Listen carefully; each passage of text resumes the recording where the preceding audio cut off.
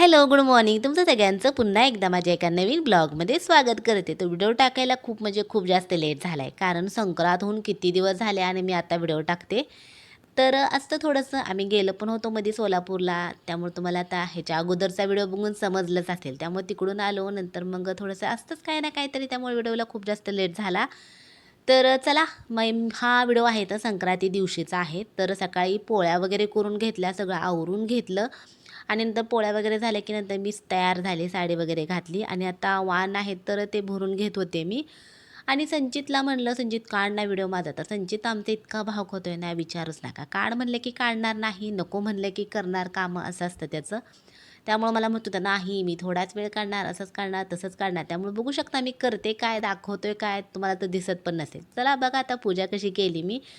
तर आईंचे वाण आणि माझे वाण असं दोन्ही मिळून खण असे आम्ही पुजून घेतलेत. नैवेद्य ठेवला, अगरबत्ती लावली. आता आम्ही थोडासा दुपारी आराम केला, जेवण वगैरे करून घेतलं आणि आम्हाला जायचं होतं विठ्ठल मंदिराकडं. तर आता सकाळी गर्दी खूप जास्त असते, दुपारी पण गर्दी असते. त्यामुळे असं आम्ही ठरवलं की संध्याकाळच्या वेळेस जाऊया.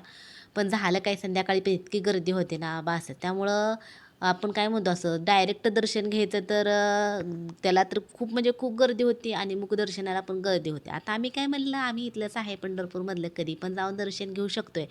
त्यामुळे असं आम्ही गर्दी बघून ठरवलं की चला बाहेरूनच दर्शन घेतलं आणि मग आम्ही बाहेरूनच दर्शन घ्यायचं ठरवलं. तरी पण बघू शकता तुम्ही गर्दी भरपूर अशी होती. नंतर आम्ही दर्शन घेतलं. लाईन पण तुम्हाला मी आता दाखवलीच होती थोडीशी सगळीकडे. तर आता विठ्ठलाला आवडतं म्हणल्यावर तुळशीचा हार, तर बरंच काय काय होतं इथं. बायका ओसायला लागल्या होत्या बसून.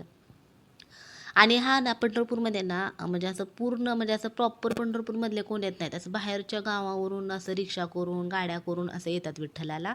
त्यामुळं गर्दी भरपूर असते. त्यामुळं आम्ही काय आतमध्ये वगैरे गेलो नाही. बाहेरूनच दर्शन घेतलं आणि मग आता इथंच पंढरपूरमध्येच एक मठ आहे.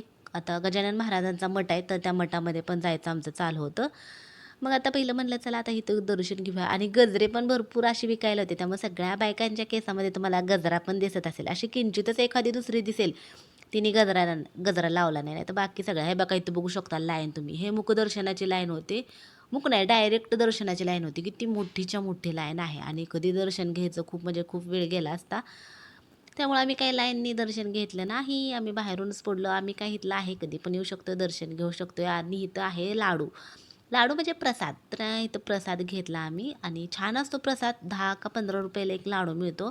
एकदम ताजे लाडू असतात. त्यामुळे इथून प्रसाद घेतला आणि आता आम्ही आलो आहे गजानन महाराजांच्या मठामध्ये. तर हा मठ पण मी पहिल्यांदाच बघितला आहे.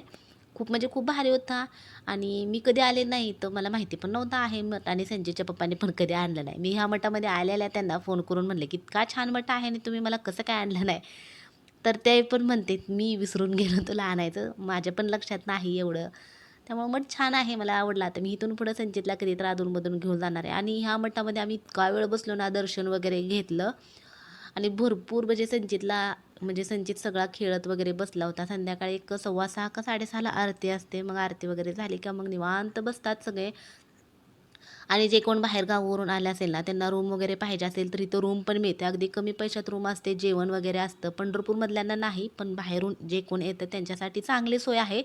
100 का 200 रुपये फक्त भाडं असते एका दिवसाचं आणि जेवण पण 60 रुपये एक प्लेट असते. त्यामुळे तुम्ही कधी पंढरपूरला आला तर ह्या गजानन महाराजांच्या मठामध्ये येऊ शकता.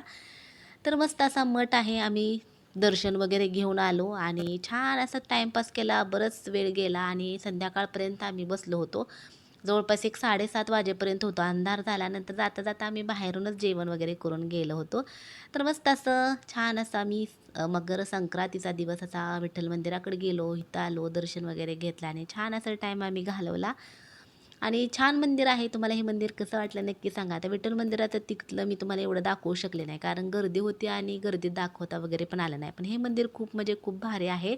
तर आतमध्ये व्हिडिओ काढायला अलाउड नव्हतं. त्यामुळे मी तो छोटासा व्हिडिओ काढला. नंतर पुजारी आला म्हणला, "नाही व्हिडिओ नाही काढायचा, बाहेरचं काढू शकता तुम्ही." तर मी म्हटलं, ठीक आहे असू द्या."